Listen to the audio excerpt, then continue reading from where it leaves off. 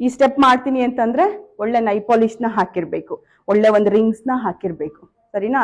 ಈ ತರ ಹಾಕೊಂಡು ಈ ಕಡೆ ಪ್ರೊಫೈಲ್ ತಿರ್ಕೊಂಡಿದ್ರೆ ಆ ಮುಖದಲ್ಲಿ ಬರ್ಬೇಕು ಫೀಲಿಂಗ್ಸ್ ನಿಮ್ಗೆ, ನಾನು ಫೋಟೋ ಫೋಕಸ್ ಆಗಿ ನಿಂತಿದ್ದೀನಿ ಅಂತ. ಹಿಂಗ್ ನಿಂತ್ಕೊಂಡ್ರೆ ಚೆನ್ನಾಗಿರತ್ತಾ?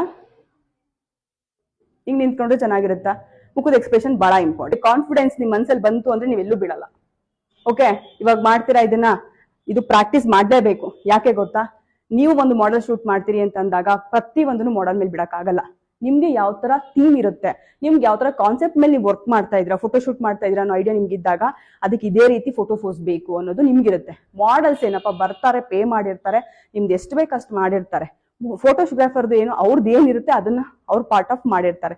ಬಟ್ ನೀವ್ ಏನಲ್ಲಿ, ನೀವು ಒಬ್ಬ ಕ್ಲೈಂಟ್ ನ ಮ್ಯಾನೇಜ್ ಮಾಡ್ತೀರಾ, ಒಂದು ಮಾಡೆಲ್ ಶೂಟ್ ನ ಮಾಡ್ತೀರಾ ಅಂತಂದ್ರೆ ಅಲ್ಲಿ ಸ್ಲಿಪ್ಪರ್ ಹಾಕೋರು ನೀವೇ ಆಗಿರ್ತೀರಾ, ಮಾಡೆಲ್ಸ್ಗೆ ಊಟ ತಿನ್ಸೋರು ನೀವೇ ಆಗಿರ್ತೀರಾ, ಮಾಡೆಲ್ ಸ್ಪಿನ್ ಇಲ್ಲ ಅಲ್ಲಿ ಅಂದ್ರೆ ಸ್ಟಿಚ್ ಮಾಡೋರು ನೀವೇ ಇರ್ತೀರಾ ಅಲ್ವಾ? ಒಂದು ವಾಟರ್ ಬಾಟಲ್ ತರೋರು ನೀವೇ ಇರ್ತೀರಿ. ಎಲ್ಲಾ ಕೆಲಸನೂ ನೀವು ಮಾಡಿದಾಗ ಅಷ್ಟೇ ಒಂದು ವ್ಯವಹಾರ ನಿಮ್ಮಿಂದ ಬಿಲ್ಡ್ ಆಗೋದು. ನೀವು ನಿಮ್ಗೋಸ್ಕರ ಕೆಲಸ ಮಾಡ್ಬೇಕು, ನೀವು ಪಕ್ಕದವ್ರ ಕೆಲಸ ಮಾಡಲ್ಲ. ಮಾಡೆಲ್ ಕೆಲಸ ಮಾಡ್ತೀರಾ, ಮಾಡೆಲ್ಗೆ ಚೆನ್ನಾಗಿ ಬರ್ಲಿ ಶೂಟ್ ಅಂತ ಕೆಲಸ ಮಾಡ್ತಿರ್ತೀರಾ, ನಿಮ್ಮ ಶೂಟ್ ಚೆನ್ನಾಗಿ ಬರ್ಲಿ ಅಂತ ಮಾಡ್ತಿರ್ತೀರಾ.